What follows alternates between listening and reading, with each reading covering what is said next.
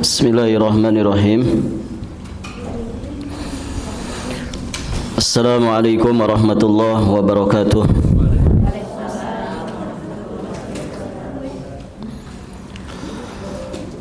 Alhamdulillahi rabbil alamin. Wabihi nasta'in ala umuri dunya waddin.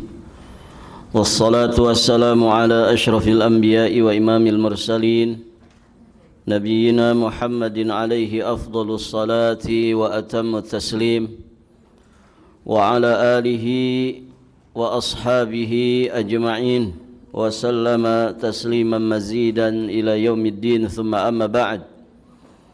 Allahumma inna nas'aluka ilman nafi'an wa rizqan tayyiban wa amalan mutaqabbala.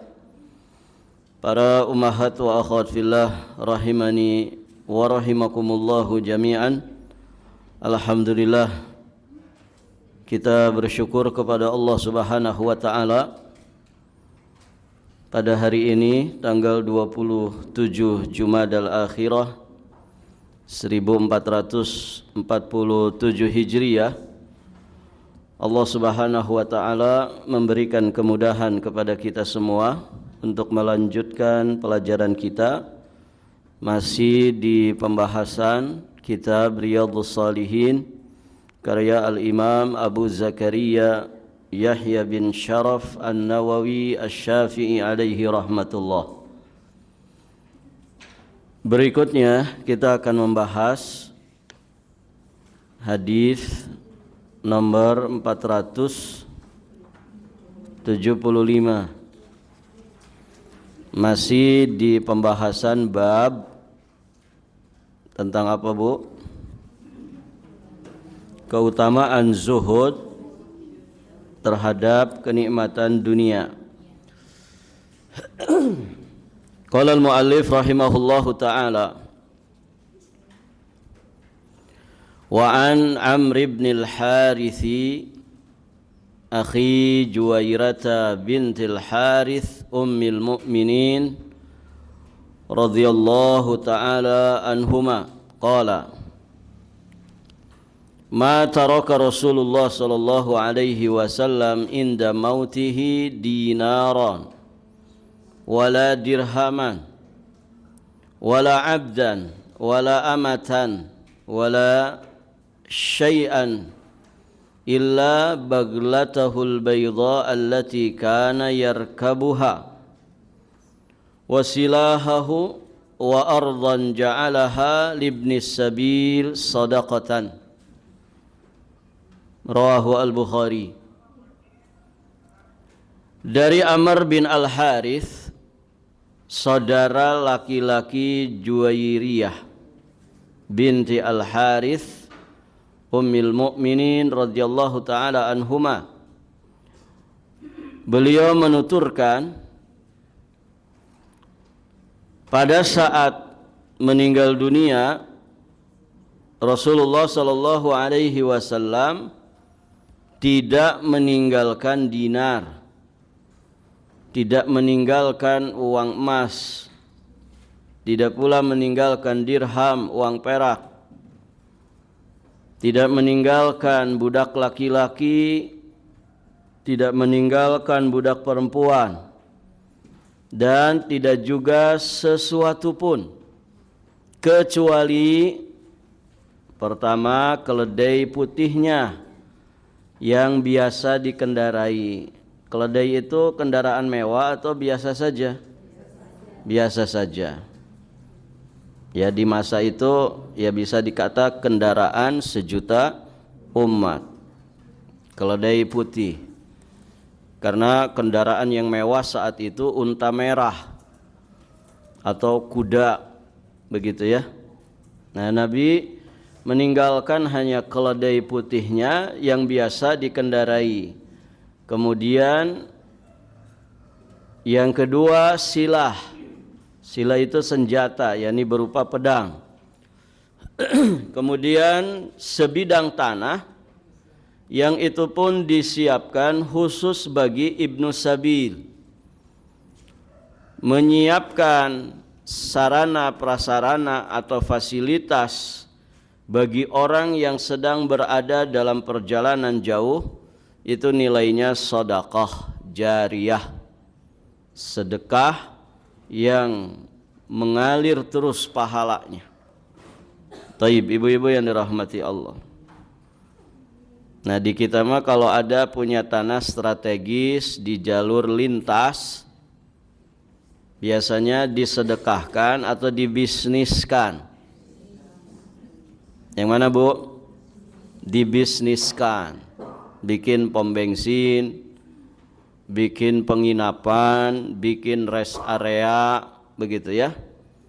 Ya, walaupun dibisniskan, alhamdulillah kalau hasil keuntungannya disedekah jariyahkan. Begitu. Barakallahu fikum. Baik, ibu-ibu yang dirahmati Allah. Di dalam hadis yang mulia ini menunjukkan bahwa semua budaknya Nabi tidak ada lagi, imma karena meninggal dunia, imma memang sudah dimerdekakan oleh Nabi sallallahu alaihi wa alihi wasallam. Taib, ibu-ibu yang dirahmati Allah.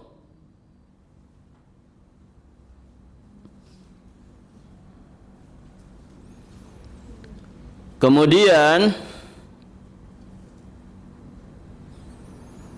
di dalam hadis ini juga terkandung bagaimana kebersahajaan Nabi sallallahu alaihi wa alihi wasallam. Beliau itu orang yang sangat bersahaja, sederhana, sehingga tidak meninggal dalam keadaan barakallahu fikum berlimpah harta warisan. Dan Nabi juga terang-terangan di riwayat yang lain menyatakan bahwa wal anbiya lam yuwarithu dinara wala dirhama, bahwa para nabi itu tidak mewariskan dinar, tidak pula mewariskan dirham, ya.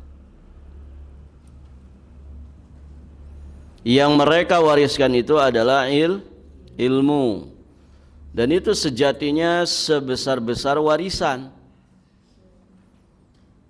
Ibu yang dirahmati Allah, kebanyakan warisan harta itu akan habis hanya untuk kepentingan dunia. Kebanyakannya kan begitu. Berbeda dengan warisan ilmu.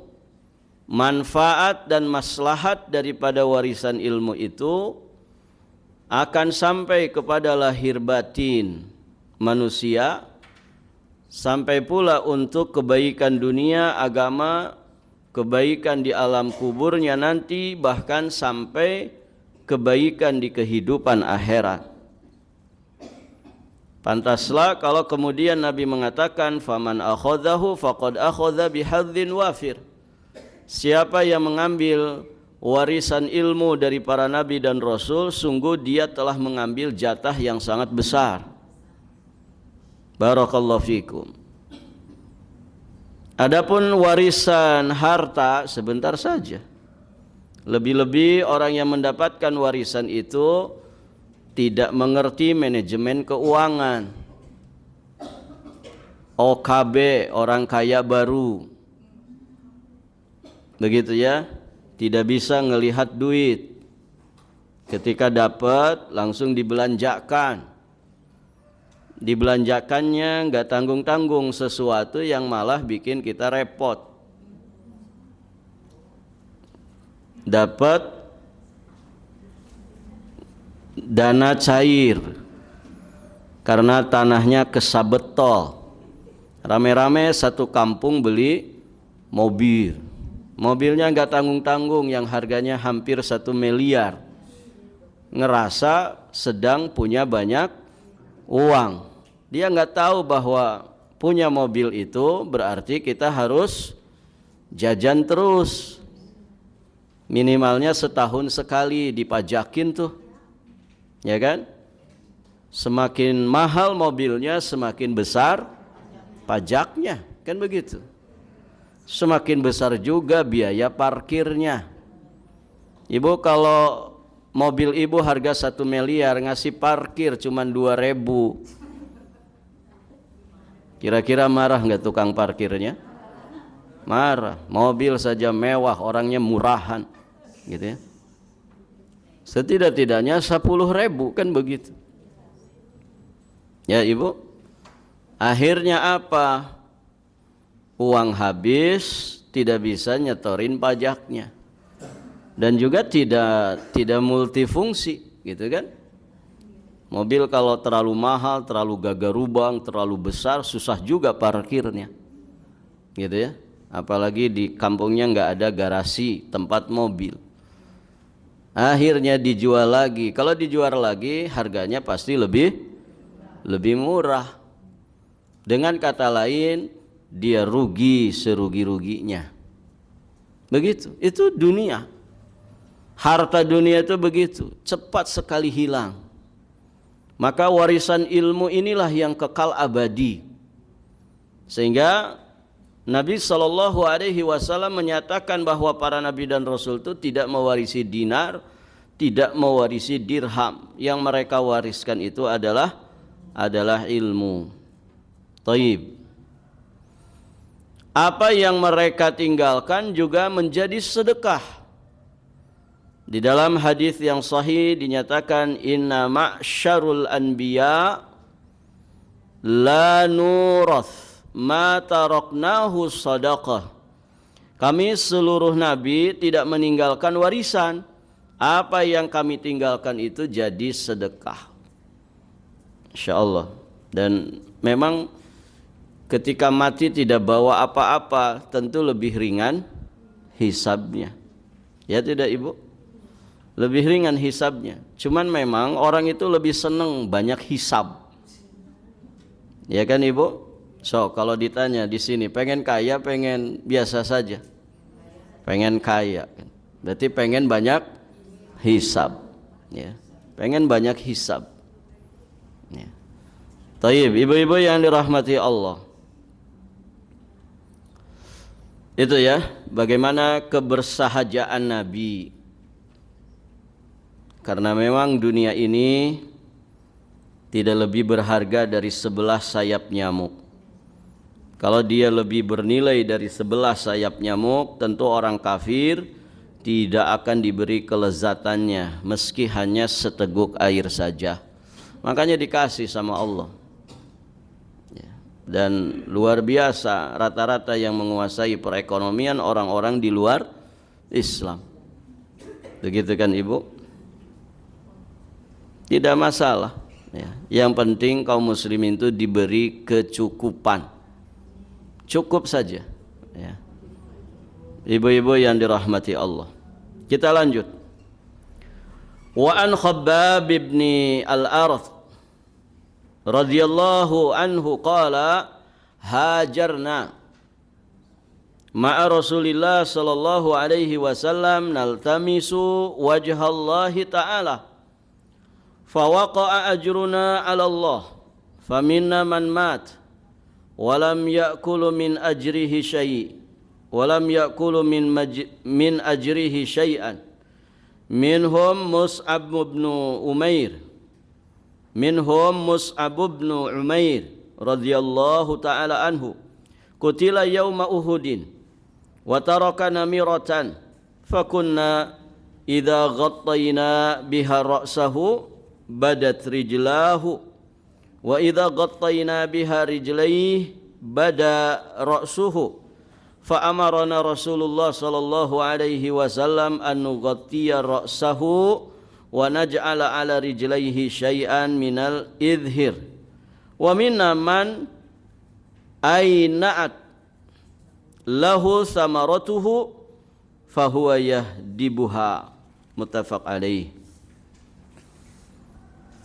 Dari Khabbab bin al-Arth radhiyallahu ta'ala anhu, beliau mengemukakan, kami pernah berhijrah bersama Nabi sallallahu alaihi wasallam dengan tujuan untuk mencari keridhaan Allah, maka pahala kami ditetapkan oleh Allah. Di antara kami ada yang meninggal dunia dan belum sempat menikmati hasil perjuangannya sedikit pun. Tentu nikmat kubur lebih baik daripada nikmat dunia. Nah, di antara mereka itu adalah Mus'ab bin Umair, sahabiyun jalil, yang terbunuh pada saat terjadi perang Uhud. Beliau hanya meninggalkan sebuah kain wol yang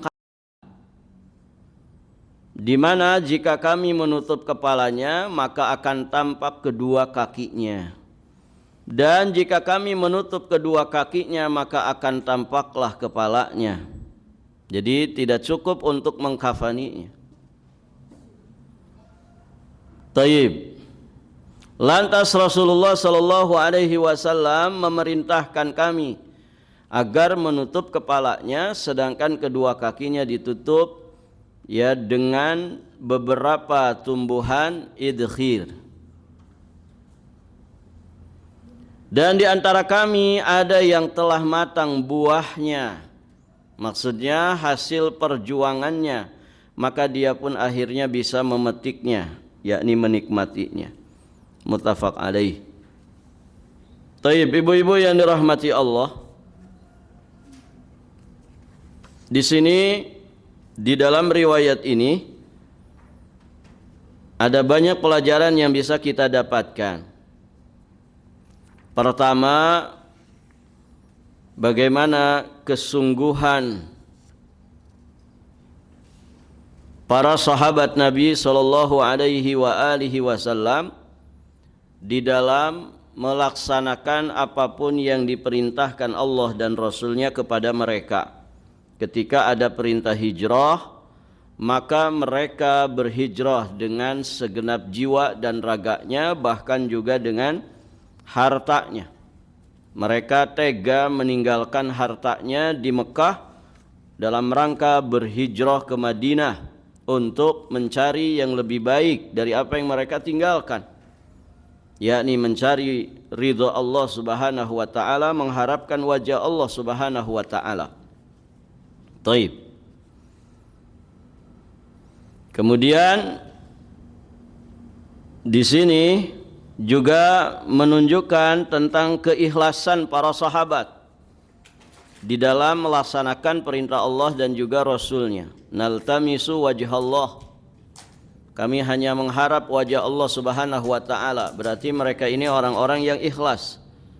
Fawaqa'a ajruna 'ala Allah, maka mereka pun mendapatkan pahala atas keikhlasannya dari Allah Azza wa Jalla. Baik. Kemudian dari riwayat ini kita juga bisa mengambil pelajaran bagaimana kejujuran salafun saleh, para sahabat Nabi sallallahu alaihi wasallam dalam menggambarkan keadaan mereka. Di sini kan barakallahu fikum Khabbab, ya Khabbab bin al-Arth menggambarkan keadaan para sahabat yang berhijrah bersama Nabi sallallahu alaihi wasallam. Ya, di antara mereka ada yang meninggal duluan sebelum menikmati hasil perjuangan. Taib. Namun di antara mereka juga ada yang sudah matang buahnya sehingga mereka bisa memetiknya, menikmatinya. Nah, ini keadaan para sahabat di sekitar Nabi sallallahu alaihi wasallam. Tentu yang berhijrah ke Madinah tidak semua mereka merasakan futuh Mekah. Tidak semua mereka merasakan nikmatnya pembebasan kota Mekah yang dulu negeri kafir dan mereka tinggalkan menuju Madinah, menuju negeri Islam. Mereka berhijrah. Nah, tidak semua muhajirin, tidak semua para sahabat yang ikut berhijrah bersama Nabi kemudian merasakan dan menikmati hasil perjuangan mereka itu. Ada di antara mereka yang keburu mendapatkan syahadah. keburu mendapatkan syahid. Ya, seperti Mus'ab bin Umair. Barakallahu fikum. Kemudian di sini juga memberikan pelajaran kepada kita, ibu-ibu yang dirahmati Allah, bagaimana kesabaran para sahabat Nabi di awal-awal merintis perjuangan Islam. Bagaimana kesabaran mereka melawan kemiskinan, melawan kerasnya kehidupan. Maka siapa yang mampu bersabar melawan kemiskinan, bersabar atas kerasnya kehidupan, sebagaimana bersabarnya para sahabat Nabi sallallahu alaihi wasallam, maka dia mendapatkan maqam, mendapatkan kedudukan orang-orang yang baik. Karena memang para sahabat itu mesti kita teladani berdasarkan perintah Allah dan Rasulnya. Kezuhudan mereka, kesabaran mereka, ketabahan mereka di dalam menghadapi kerasnya kehidupan, ini mesti diteladani. Siapa yang mampu meneladaninya, maka berarti dia mendapatkan makomnya orang-orang yang baik. Berarti dia pengikut salafus saleh. Dan jaminan keselamatannya ada bagi siapa saja yang mengikuti jejak langkahnya orang-orang saleh terdahulu dari kalangan para sahabat, dari kalangan para tabi'in. Taib, ibu-ibu yang dirahmati Allah. Kemudian riwayat ini juga memberikan pelajaran berkaitan dengan kain kafan untuk mengkafani jenazah. Di sini ada isyarat bahwa kain kafan itu harus panjang dan luas, sehingga dapat menutupi seluruh tubuh. Ukurannya kan dilebihkan dari ukuran tinggi badan dari mayit. Kalau mayit itu tinggi badannya 170, berarti kain kafan yang disiapkan jangan pas 170, apalagi kurang. Harus dilebihkan, karena nanti ada tali, apa orang bilang ibu? Tali pocong, ya.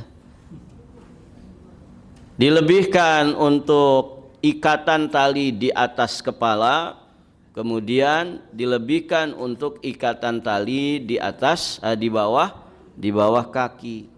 Kalau dilebihkan taruhlah barakallahu fikum 15 cm, berarti tambah 30 cm. Jadi beli kain kafannya, motong kain kafannya berarti 2 meter. Kalau tinggi badan dari mayit itu 170.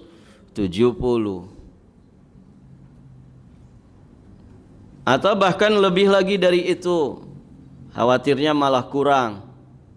Karena kan nanti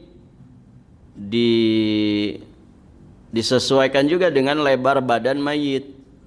Tinggi segitu kan bisa berkurang, ya, bisa berkurang. Sehingga ngepasnya bukan 170 karena dipakai ngebungkus. Bisa jadi 180 itu ngepasnya. Maka dilebihkan mungkin 2 meter 20 cm, ya, sehingga bisa pas untuk mengikat di atas kepala, juga di bawah kaki. Lebarnya juga demikian, disesuaikan dengan lebar tubuh si mayit. Berapa kali lebar, Bu? Karena ngebungkus berarti berapa kali lebar? Menutup semua bagian berarti berapa kali lebar? 1 atau 2? Kalau 2 enggak kebungkus. 3. Kain kafan itu lebarnya 3 kali lebar tubuh si mayit. Jadi kalau lebar tubuhnya 30 cm, ya, berarti lebarnya kain kafan itu setidak-tidaknya 90 cm. Beberapa kali saya ngafani jenazah di sini Balikpapan. Kain kafannya yang beli sepaket itu, ya, sebagiannya kain kafannya mohon maaf kasar, kaku, transparan, ya, barakallahu fikum, baru tidak lebar. Bingung kita, akhirnya tidak bisa ditumpuk lapis sama 3 lapis, mengakalinya akhirnya digeser-geser, ya, 3 tumpuk itu di zigzag nyimpannya baru bisa kebungkus. Nah, sebaiknya memang kain kafan harus lebih lebar, karena khawatir kan kalau tidak pas seperti itu, nanti ketika diangkat ke pasaran, keranda, nanti malah lepasan kan repot ibu, ya, karena jenazah itu tidak pakai daleman kan, gitu. Barakallahu fikum.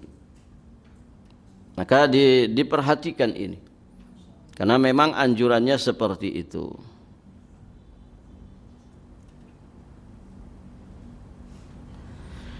Bagaimana kalau tidak didapati kain yang memadai?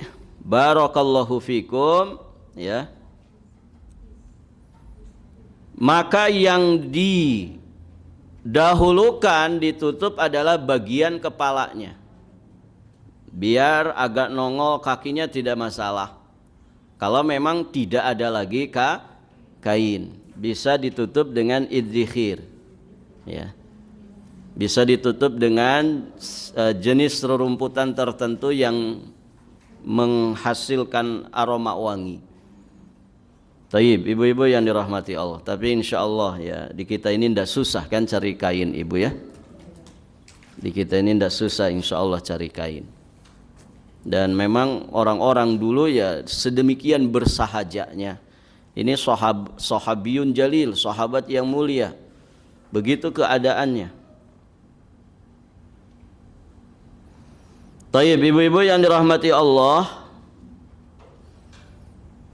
seorang yang mati syahid, sini ada pelajaran juga, maka tidak perlu dilepas pakaiannya, tapi langsung dikuburkan dengan baju yang dikenakan olehnya. Karena bajunya itu sudah menjadi kafannya otomatis. Oleh karena itulah Mus'ab bin Umair dikafani dengan kain wolnya miliknya sendiri. Begitu. Artinya kain itu bukan kain yang diambil sengaja dari luar, tapi itu yang dikenakan Mus'ab bin Umair ketika beliau syahid di medan Uhud. Barakallahu fikum. Kemudian masih terkait dengan kafan. Kafan itu dibeli dari harta si mayit. Walaupun mayit itu tidak meninggalkan harta yang lainnya, maka harta si mayit itu kan sebelum dibagikan jadi warisan digunakan dulu untuk apa? Kalau ada orang mati, ya, ini perhatian ya para keluarga ahli waris, jangan dulu ribut ya urusan warisan. Ya. Baru nutup mata orang tuanya sudah ribut warisan, gitu ya. Ini selesaikan dulu urusan jenazahnya. Kalau ada hartanya itu digunakan dulu untuk apa? Pertama, bayar hutang-hutangnya dulu. Kalau si mayit itu punya hutang, selesaikan dulu urusannya supaya dia tidak tergantung di hadapan Allah Subhanahu wa ta'ala.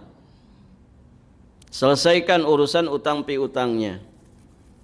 Kemudian yang kedua, harta itu digunakan dulu untuk wasiat. Kalau mayit itu punya wasiat, dan wasiat tidak boleh lebih dari 1/3 harta. Kemudian digunakan untuk apa? Untuk penyelenggaraan atau prosesi jenazahnya. Kalau kuburannya butuh beli kuburannya. Di kita kuburan beli enggak Ibu? Nah itu bayar-bayar itu, bayar tukang gali, bayar macam-macamnya itu, barakallahu fikum, digunakan dari harta si mayit. Termasuk beli segala sesuatu untuk keperluan mandinya, untuk keperluan kain kafannya, untuk keperluan penguburannya, itu diambil dari harta si mayit. Kalau itu semua sudah selesai, barulah kemudian sisa hartanya itulah yang dijadikan sebagai harta warisan. Enggak tersisa setelah digunakan yang tadi itu, oh berarti tidak meninggalkan harta warisan. Bisa dipahami Ibu?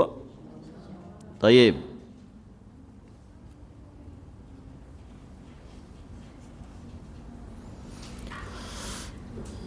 Di sini sebagaimana tadi kita singgung di awal, menggambarkan bagaimana hijrahnya para sahabat dari Mekah ke Madinah, di mana hijrah mereka itu hijrah yang berkualitas karena ikhlasnya mereka di dalam berhijrah.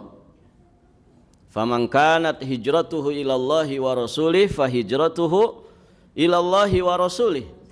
Siapa yang hijrahnya karena Allah, ya, dan untuk membersamai Rasulullah, maka Allah Subhanahu wa taala yang akan menanggung pahalanya. Tapi hijrah ketika niatnya karena yang lain, maka dia mungkin dapat yang dia niatkan sekadar dengan apa yang dia niatkan dari duniawinya. Namun dia tidak akan dapat jatah pahala di kehidupan akhirat. Maka bisa jadi ada orang itu yang niat hijrahnya karena dunia, yusibuha, yang ingin dia dapatkan, atau awim ra'atin yang kihuha, atau karena wanita yang hendak dia nikahi. Ada ikhwan pura-pura hijrah demi mendapatkan akhwat-akhwat yang sudah hijrah, begitu. Ya ternyata ya niatnya itu saja. Nah, biasanya orang yang niatnya tidak lillah pasti lelah menjalaninya. Biasanya yang tidak lillah pasti tidak istiqamah. Begitu.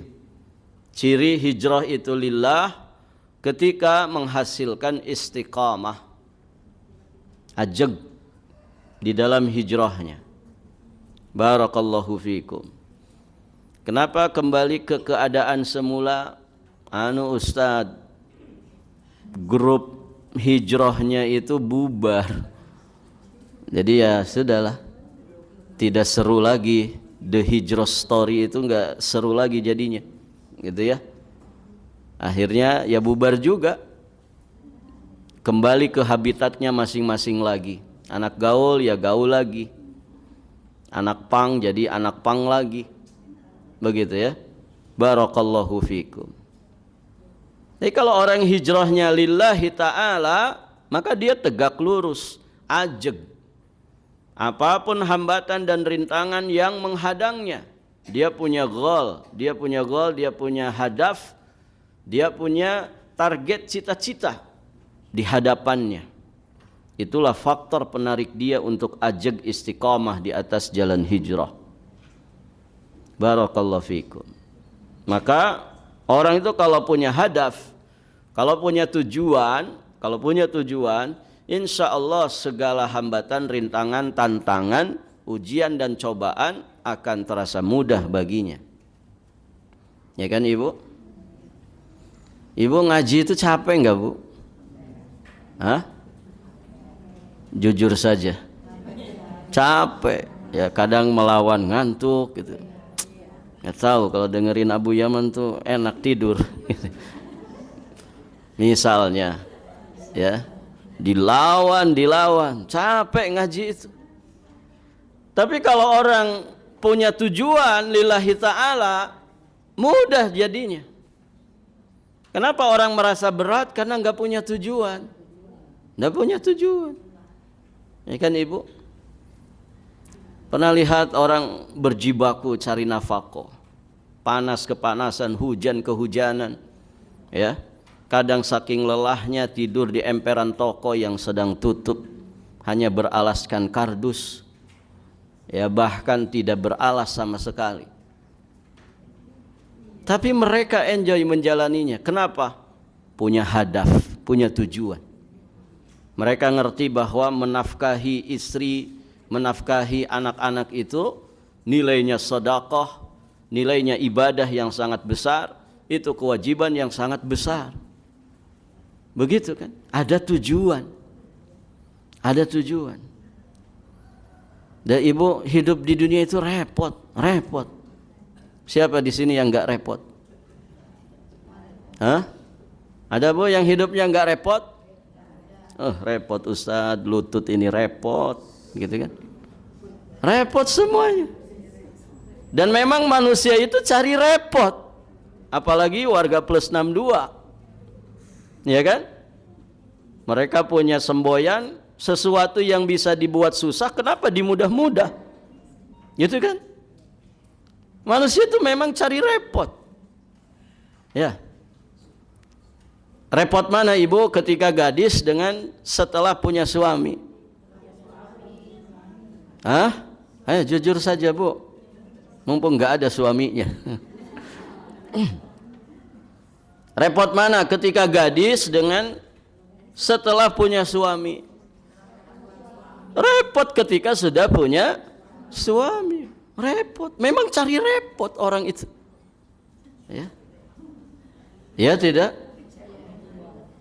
Lebih repot mana ketika ibu masih masa-masa honeymoon dengan ketika sudah punya anak 1, 2, 3, 4. Mana yang lebih repot ibu? Punya anak. Pengen punya anak? Pada pengen. Artinya apa? Manusia cari repot.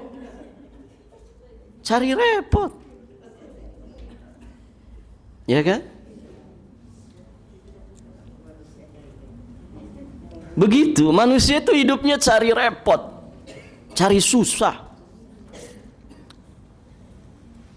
Dan itu tidak bisa dipungkiri, ibu, tidak bisa dipungkiri. Ya. Ibu jalan-jalan tuh capek nggak? Capek. Kenapa di akhir tahun seperti ini banyak orang pengen jalan-jalan? Memang cari repot. Ya. Mending enak santai kawan di rumah, begitu kan?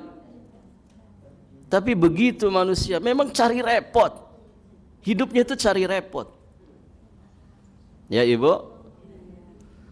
Tapi kenapa kok manusia begitu? Kok mau cari susah, cari repot?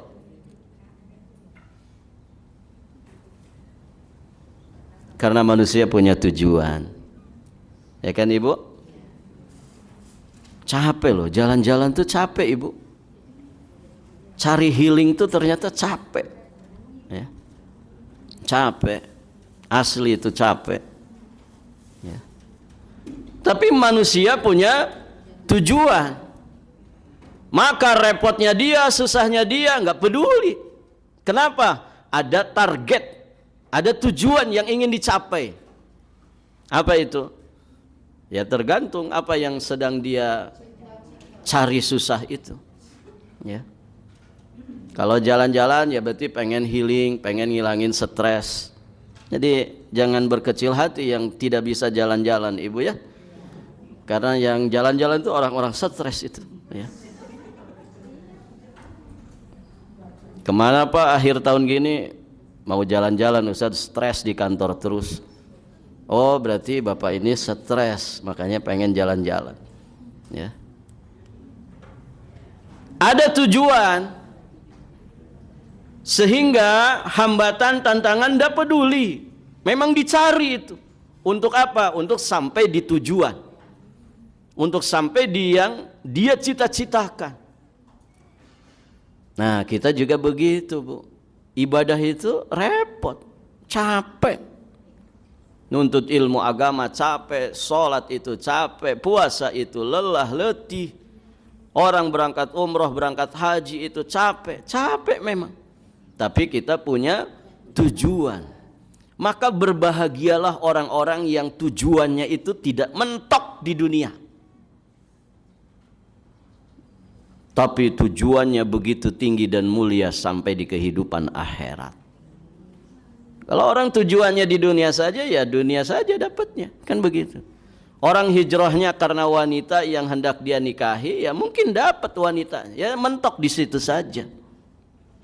Orang hijrahnya karena dunia yang hendak dia dapatkan, mungkin dia dapatkan dunianya, cuman mentok di dunia itu saja. Wa ma lahu fil akhirati min khalaq.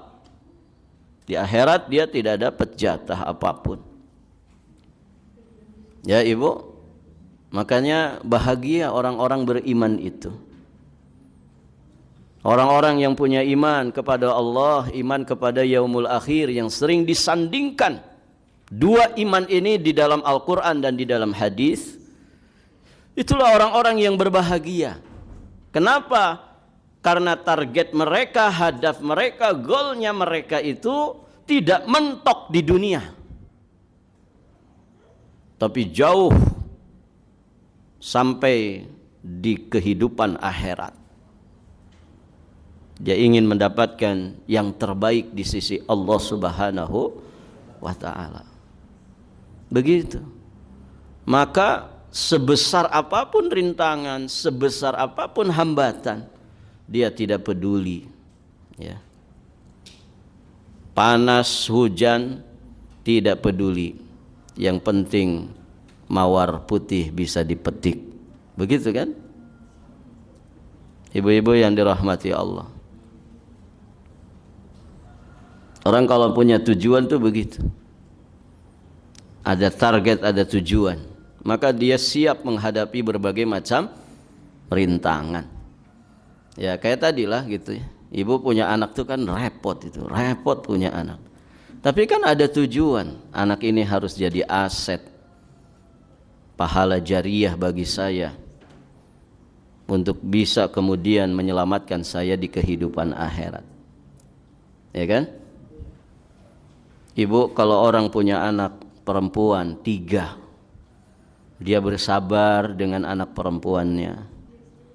Dia nafkahi, dia bersabar atas segala kekurangan anaknya, memenuhi segala kebutuhannya, ngedidiknya, membersamainya, menyayanginya, memberinya pakaian. Maka perbuatannya itu akan menghasilkan surga bagi dirinya. Masya Allah. Itu kan target. Tidak mudah tuh ibu punya anak tuh, repot asli. Pada punya anak kan ibu, kadang sudah rumah tangga saja anak bikin repot kok. Tiap hari curhat. Kenapa? Berantem terus sama menantu kita. Ya. Akhirnya orang tuanya ikut stres gitu. Kadang bertanya-tanya, ini sebetulnya siapa yang berumah tangga begitu kan? Malah orang tuanya, mertuanya malah lebih stres daripada anak yang menjalaninya, kan begitu. Tapi ada tujuan yang hendak dicapai, sehingga hambatan, rintangan itu insya Allah Allah Subhanahu wa ta'ala mudahkan. Nah itu ibu-ibu yang dirahmati Allah. Jadi hijrahlah karena Allah. Karena itulah yang kemudian dicontohkan oleh orang-orang saleh terdahulu. Mereka tidak mencari dunia dari hijrahnya. Mereka tidak hanya mengejar kenikmatan, tetapi murni karena Allah. Mereka ingin mendapatkan pahala terbaik di sisi Allah Subhanahu wa ta'ala di kehidupan akhirat nanti. Baik ibu-ibu yang dirahmati Allah, dari sini kita juga bisa mengambil pelajaran bahwasannya Allah itu memberikan dunia kepada siapapun. baik orang yang dicintainya ataupun orang yang tidak dicintainya. Berarti nikmat dunia itu sejatinya nikmat yang mustarakah, nikmat yang diberikan atau dirasakan, didapatkan oleh semua orang. Ya Ibu, yang dicintai Allah, yang tidak dicintai Allah, semuanya dapat dunia, ya kan? Namun nikmat agama tidak Allah berikan kecuali hanya kepada orang-orang yang dicintainya. Maka bersyukur sekali kalau kita itu mendapatkan nikmat agama, karena nikmat ini tidak sembarangan Allah berikan. Allah berikan hanya kepada orang-orang yang dicintainya. Jadi kalau kita mendapatkan hidayatul Islam, kalau kita mendapatkan hidayatul iman, sejatinya itu tanda bahwa Allah itu cinta kepada kita. Dan harusnya kita berbangga dengan itu dalam makna yang positif. Jangan justru malah berkecil hati. Ya. Orang itu kalau jiwa raganya sudah dirasuki pandangan materialistik, ya, maka memandang segala sesuatu itu biasanya ukurannya dunia.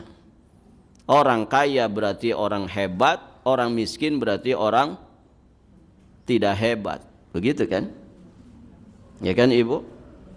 Orang kaya berarti layak dipandang, sedangkan orang miskin tidak layak untuk dipandang. Jangankan oleh dua mata, sebelah mata saja tidak. Begitu. Kalau ada kerumunan orang-orang kaya, kemudian ada orang miskin, biasanya yang tersisih siapa? Orang miskin. Gitu ya. Orang-orang yang katanya madesu, ya. Ya, masa depannya suram. Ya, dia diumpamakan seperti virus yang berbahaya. Makanya jangan gaul sama orang miskin, nanti kena virus kemiskinan. Na'udzubillah. Dengerin ya, ibu-ibu sosialita gitu. Tapi di sini mah nggak ada Bu ya. Alhamdulillah. Ada ibu-ibu sosialita di sini. Ya. Barakallahu fikum. Ya, ibu-ibu yang dirahmati Allah. Maka bersyukurlah dengan nikmat agama. Kalau kita dapat, berarti itu tanda Allah cinta kepada kita. Baik ibu-ibu yang dirahmati Allah.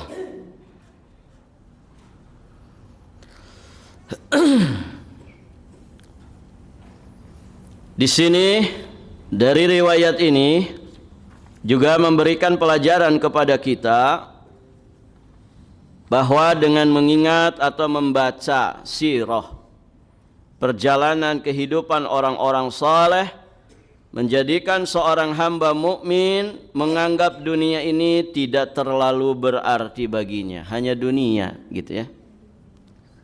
Hingga dia pun berusaha melepaskan diri dari belenggu dunia. Dia ringankan beban dunianya dan bertolak meninggalkannya untuk menggapai akhirat yang kekal abadi. Nah, untuk punya kesadaran tentang hinanya dunia itu, salah satu caranya baca sirah, baca sejarah perjalanan hidup orang-orang zuhud, orang-orang saleh. Maka nanti akan tergugah kesadaran kita bahwa ternyata memang dunia itu tidak berharga. Dunia itu biasa saja, tidak layak dipandang. Begitu ya. Apalagi dimasukin ke hati. Dilihat saja tidak. Nah itu ibu-ibu yang dirahmati Allah. Makanya kan ghaddul basar, di antara perintah ghaddul basar adalah menundukkan pandangan dari kemewahan dunia. Barakallahu fikum. Jadi biasa saja, memandang dunia itu biasa saja. Ini hanya dunia. Dibandingkan dengan keindahan surga, tidak ada apa-apanya. Barakallahu fikum. Baik ibu-ibu yang dirahmati Allah, sudah mau jam 11. Kita cukupkan saja sampai di sini. Insyaallah taala nanti kita lanjutkan di kesempatan berikutnya biidznillah, masih di bab yang sama tentang keutamaan zuhud terhadap kenikmatan dunia. Masih sisa 13-an hadis lagi. Barakallahu fikum. Baik ibu, sampai di sini dulu. Subhanakallahumma wa bihamdika asyhadu an la ilaha illa anta astaghfiruka wa atubu ilaik. Assalamualaikum warahmatullahi wabarakatuh.